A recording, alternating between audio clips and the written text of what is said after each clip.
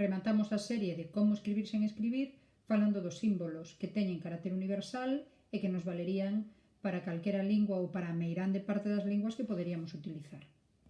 Os símbolos teñen carácter universal, xa que tanto a ciencia como a tecnoloxía, que é onde máis adoitamos atopalos, tamén teñen ese carácter universal.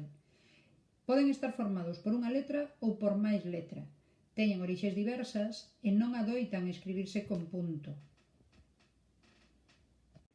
Existen símbolos para representar as unidades de peso e medida que están reguladas polo sistema internacional, como poden ser o metro, o litro, o kilogramo ou o minuto.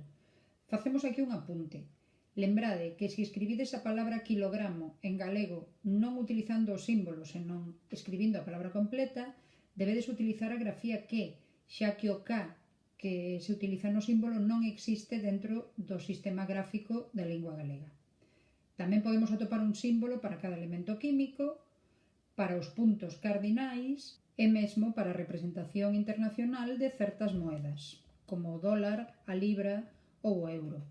E con isto rematamos esta serie, confiando en que vos resulte de utilidade, como sempre. Grazas unha vez máis pola vosa atención e polos vosos comentarios, seguiremos.